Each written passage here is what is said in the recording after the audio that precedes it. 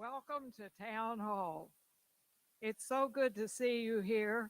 Does it feel like old times? Yes, yes. We're ready for some good music. But before we do the music, we want to recognize some birthday people. We're glad they were born. So,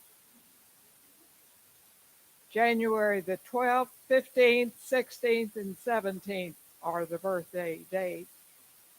We're wishing Francis Cascino, Tayanita Hayes, Nini Quinones, Wei Ching Lei, Donald Moshigi, Kim Oshigi, and Harriet Cobb.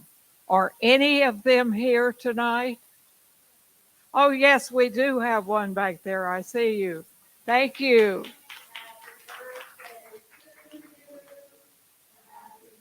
Day to you. Happy birthday. God bless you. Happy birthday to you. Yes, and many more. Thank you for helping me out with that song. My voice has flown away. It just does not do what it used to do. So, well, tonight we have some new residents that we want to get to know. And so, Helen, come and introduce us.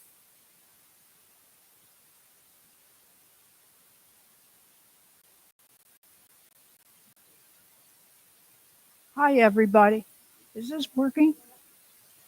Hi, everybody. I want to introduce to you a new gal. She's only 2+ months old here in Atherton. This this is Dorothy Ishihara, and she came in October, and so she is living in Irving Manor in apartment 207, and we're just so happy that she's here. So Dorothy was born and raised in California, and uh, her mom had a her mom had a dream. Mom wanted to play the piano, and she never got a chance to play the piano, but she always thought about it. And so when Dorothy came along, she passed that dream on and made sure that Dorothy got piano lessons. And right from a small girl, she was playing the piano. In her apartment is a picture of her at her first recital, and she's 8 years old. Was that 8 years old and sitting on the piano bench with her pretty little dress and her fingers poised over the piano. So she's got her piano lessons and she's become a good pianist. Um,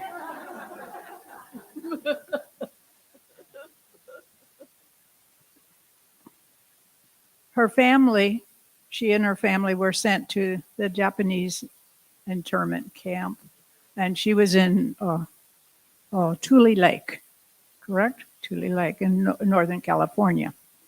And then when they were returned, they settled in, lived in Denver, and she attended college in Sioux Falls College in South Dakota. She studied music and sociology, and she graduated from Denver University. So she has taught piano from her home for many years. She met her husband in California, and he was finishing his seminary, and they started a Baptist church in Gardena. And he also was an interim pastor of Evergreen Church, so he knows the Naganos and Kaz and Yetz and others, and so it was like coming home for her because she'd been gone a long time, but there were people that she knew here. She and her husband moved to Hawaii, and they raised Kona coffee for a long time. And Reverend Paul Nagano asked them to start a new church in Hawaii, and they did, and did very well. And so later they retired on the Big Island. So Dorothy has 5 children. She's got 4 girls and 1 boy. She has 6 grandchildren, and I've seen a picture of the great grandson. Really cute. So after her husband has passed away, the son here in Pasadena and 2 other daughters in California made arrangements for her to come to Atherton. So they did all the paperwork and all of the arrangements, bought her furniture, and got her everything necessary for her to move from Hawaii into Atherton. Dorothy enjoys playing the piano, reading, TV, and she works with origami, the paper art, and she likes visiting with folks. So, welcome, Dorothy, to Atherton.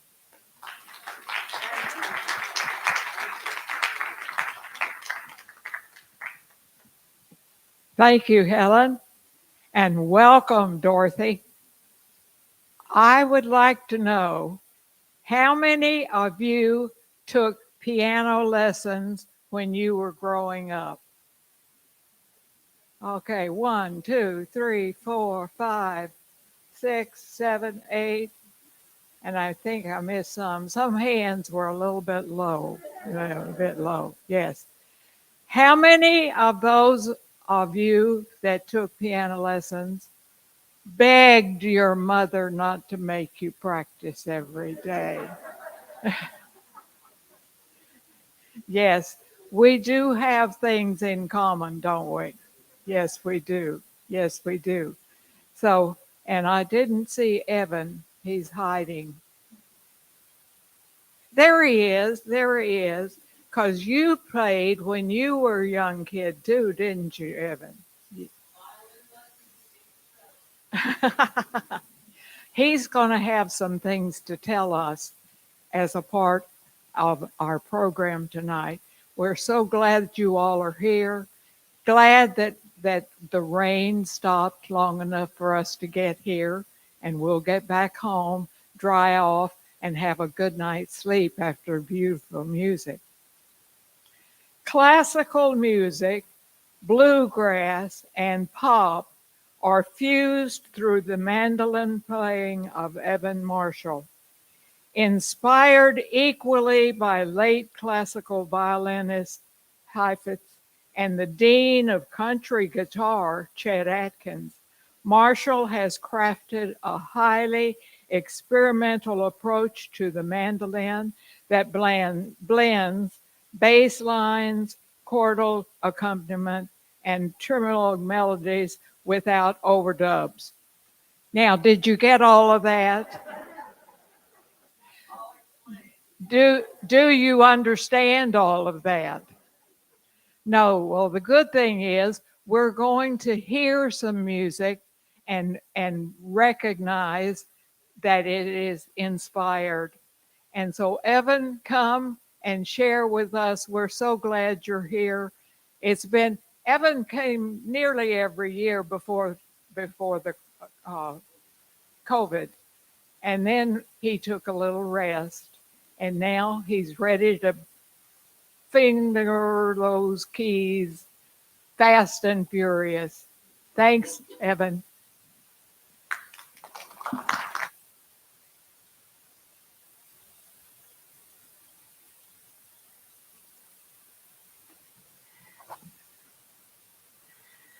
Fast and furious is just an expression. I'll try not to sound angry. That's a joke, by the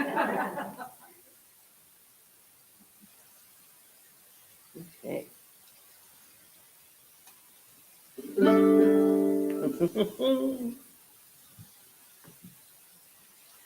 Virtual Carnegie Hall is in session. Okay. Whoa.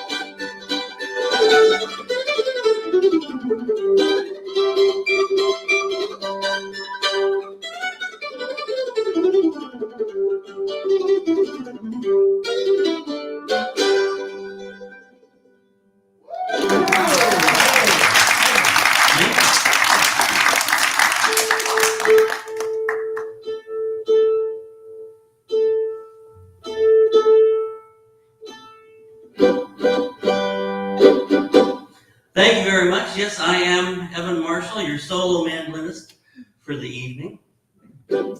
And that may seem unusual for those of you who have familiarity with the mandolin, but not specifically with me.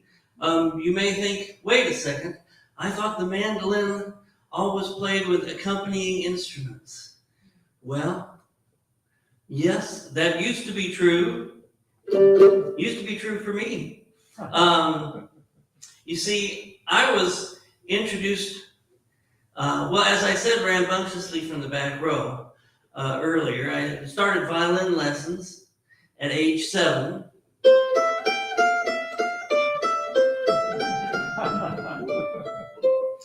And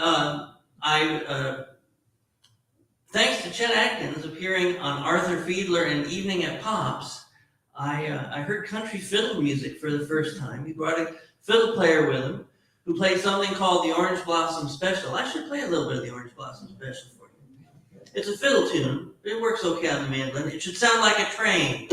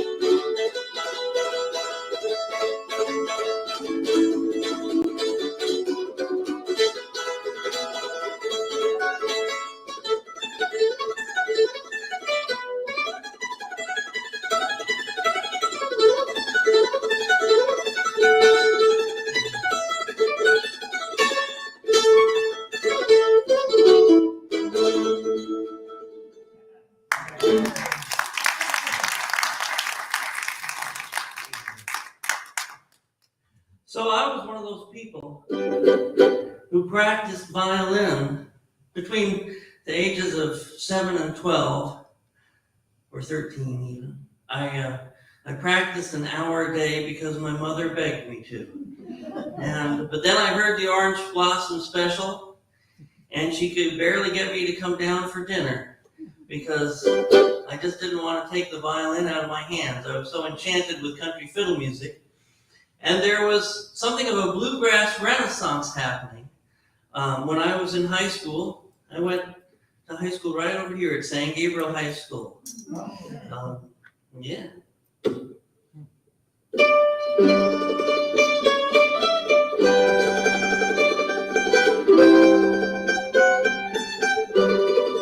don't know how many of you know the San Gabriel High alma mater.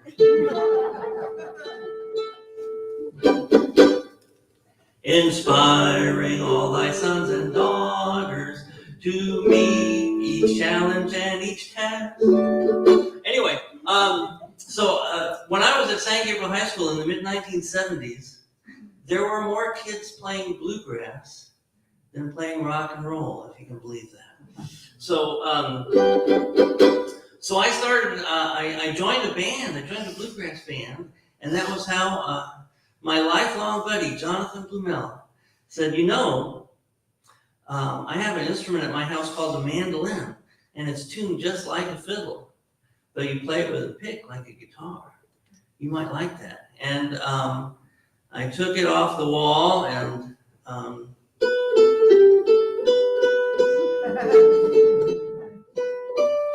it was love at first sound. And so through college, I was a classical violin major at college. This playing country fiddle music rejuvenated my interest in classical violin. I was a classical violin major, and then I was playing bluegrass mandolin on the weekends.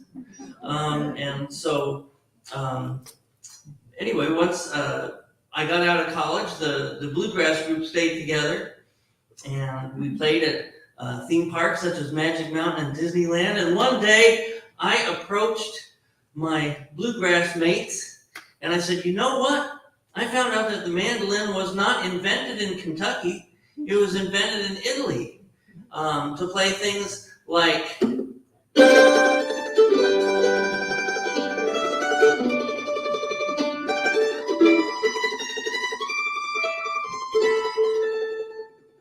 I said, so how about if we develop an alter ego to our bluegrass band?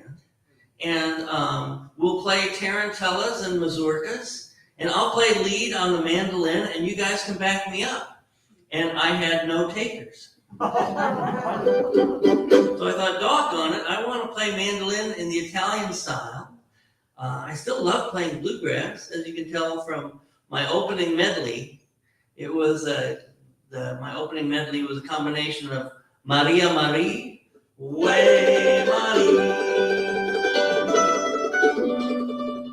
and a bluegrass fiddle tune called Hamilton County.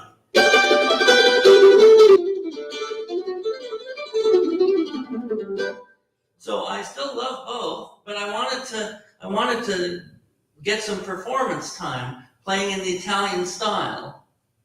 So I had to learn to play a duet by myself.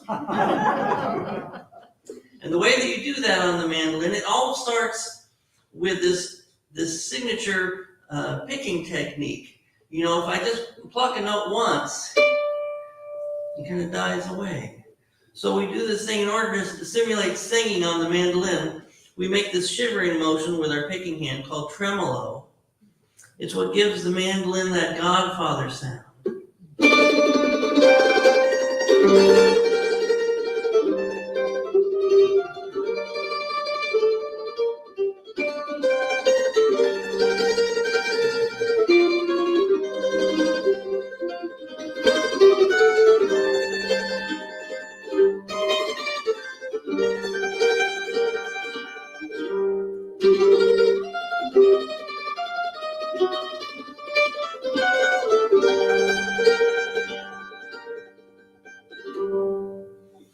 We call this tremolo, this shivering motion.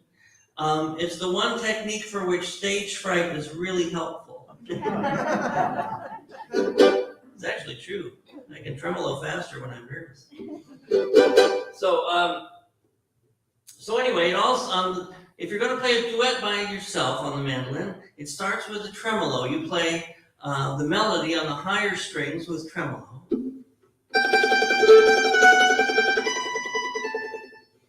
And then on the lower strings, you play a harp style accompaniment. No tremolo, just rolled chords like a harpist would.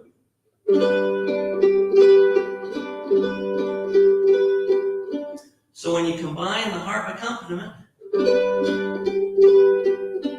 and the tremolo melody at the same time, it sounds like this.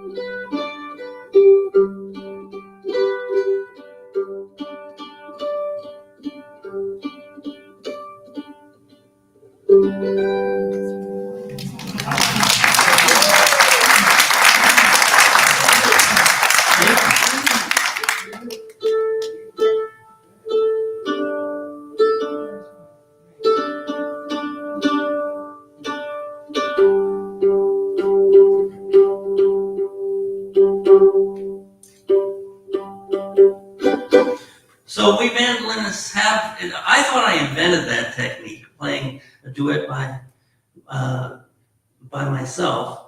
Turns out after I learned to play a few songs that way, I found out that initially I found out that it was a technique that dated back to the 1890s. And it had this odd name, solo performance in duo style. So, but the odd name, there's some logic to it. You see, it's not just playing two notes at the same time.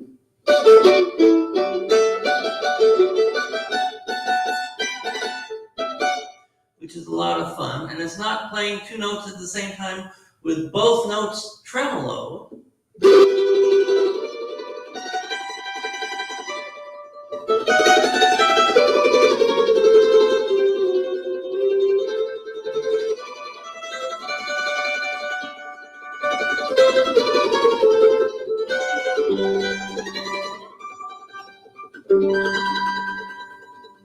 Which is often necessary if you're the mandolinist in an Italian restaurant. But rather, it's these two different characters of sound. Your tremolo melody and your harp style accompaniment.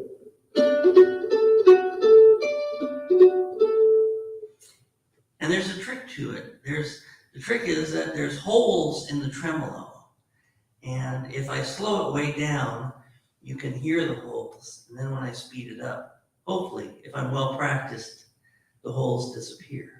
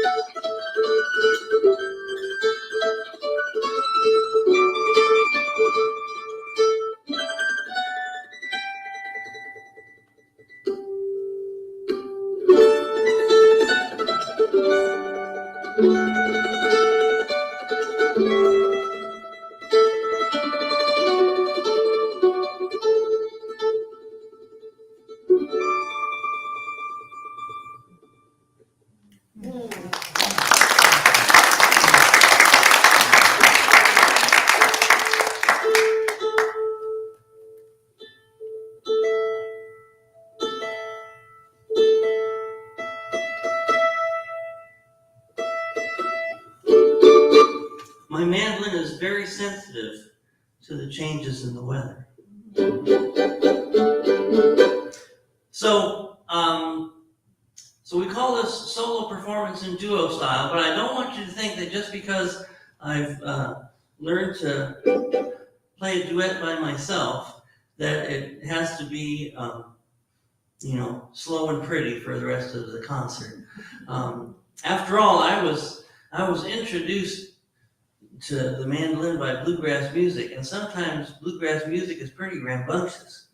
So I look for pieces to put into my solo repertory that combine that old world elegance of classical music and that rambunctious foot tapping quality of bluegrass. This is one of those pieces. This is Brahms' Sixth Hungarian Dance.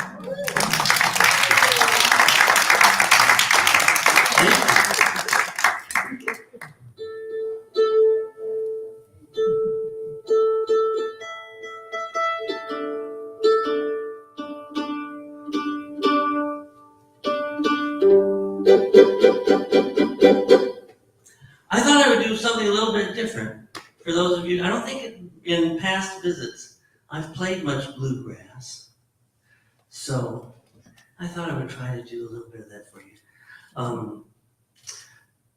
Unfortunately, or fortunately, depends on how well I do, bluegrass tends to involve singing. So let's give this a try. Here's the state song of Tennessee. It's called Rocky Top. Goes a little bit like this. 1, 2, oh, 1, 2, 3.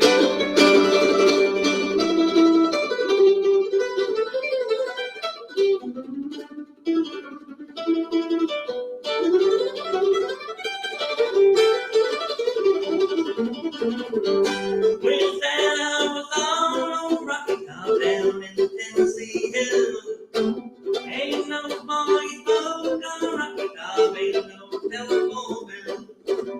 Once two strangers climbed on Rocky Top looking for a moonshine still. Strangers hanging down from Rocky Top, reckon they never will. Rocky Top, you'll always be home sweet home to me. Good old Rocky Top, Tennessee. Rocky Top, Tennessee. Once I had a girl on Rocky Top, half bear, the other half cat. Wild as snake, but sweet as a wee pop, I still dream about that. Let's dream. Rocky Top, you'll always be home sweet home to me. Good old Rocky Top, Tennessee. Rocky Top, Tennessee. I'm gonna pick one.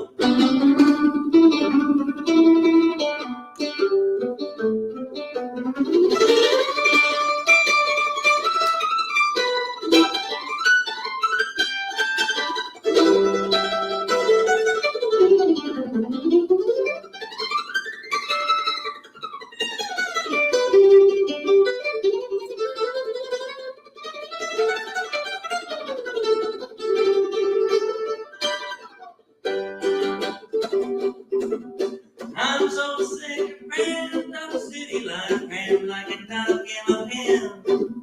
All I know is it's a pity life can be as simple again.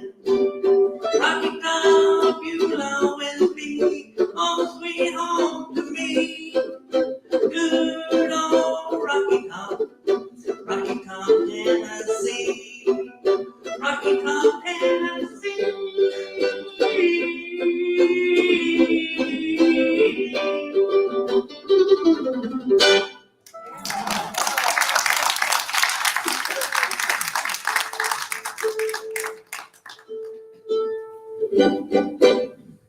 But the mandolin was not invented in Kentucky. It was the 8-string mandolin. This mandolin had a predecessor or two. There was a Milanese mandolin. It was kind of a soprano 12-string guitar, doing something like, that's what the open strings sounded like on a Milanese mandolin, instead of, and that was the mandolin that Vivaldi wrote his mandolin concertos for back in the early 1700s. But around that time, 1725, 1730, some violinists got jealous of the fun that the mandolinists were having. And they said, you know, if we tuned the mandolin like a violin, then we could play violin music on the mandolin.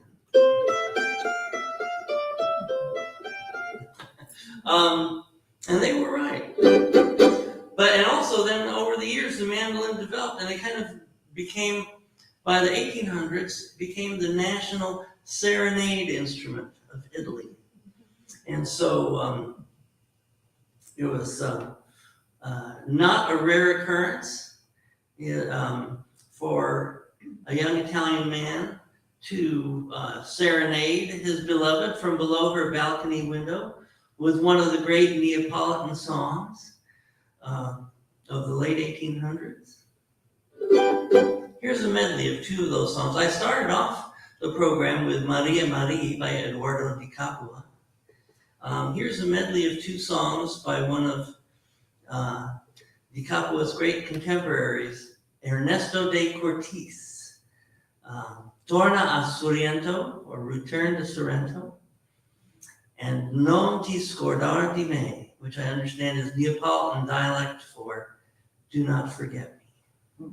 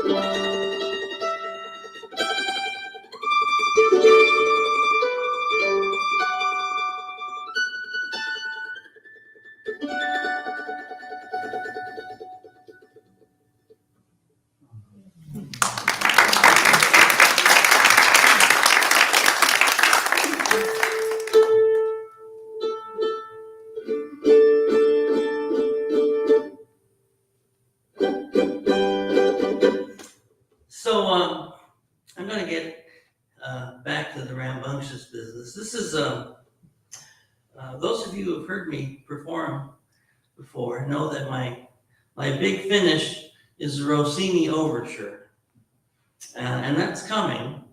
Not quite yet. But here's another Rossini Overture. This was both of these Rossini Overture arrangements were the idea of my big brother. You know, when your brother tells you to do something, you kind of have to do it. So Rossini wrote his overtures for full symphony orchestra, but he would give the violins these lines like,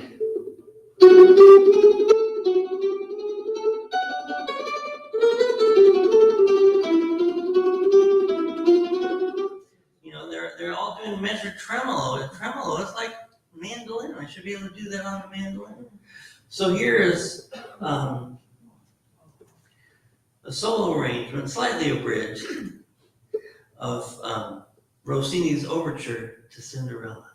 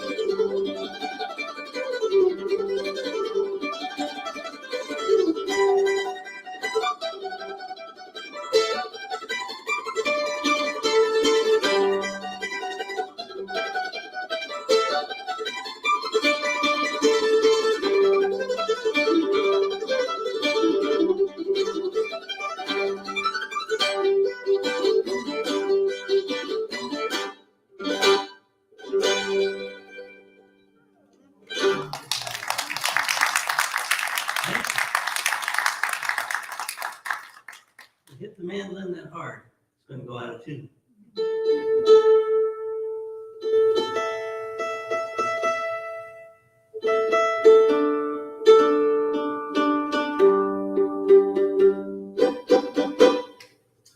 Well, I know Christmas is past, but there's this arrangement of mine that I don't get to play very often.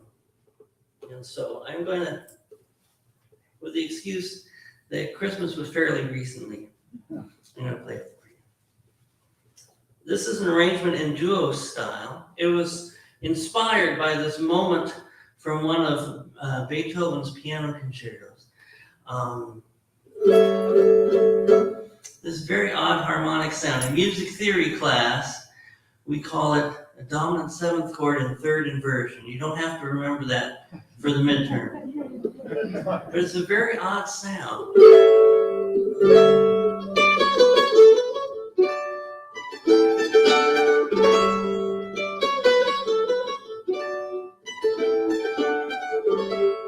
And so I thought I would like to put that sound into one of my solo arrangements. And so I did it with a popular Christmas song. It's got that dominant seventh sound, but with the seventh on the bottom.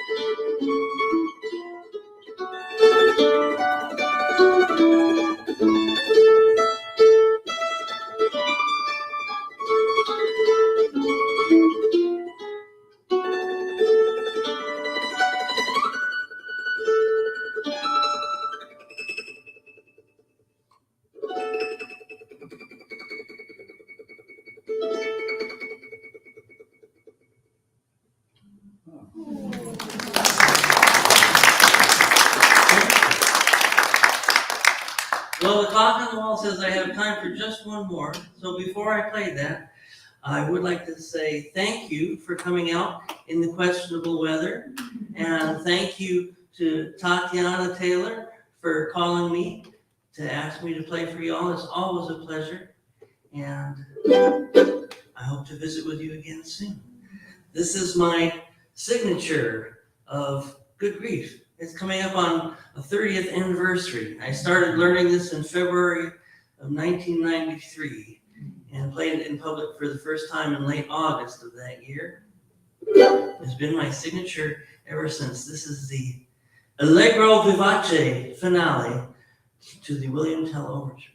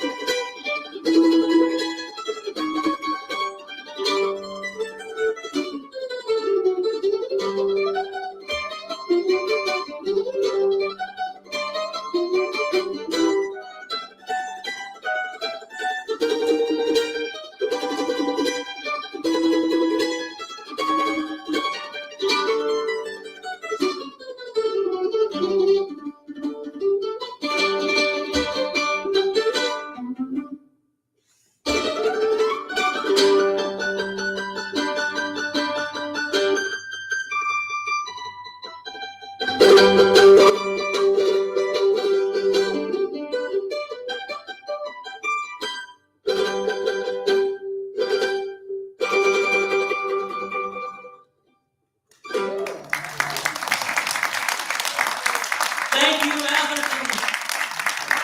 Thank you very much.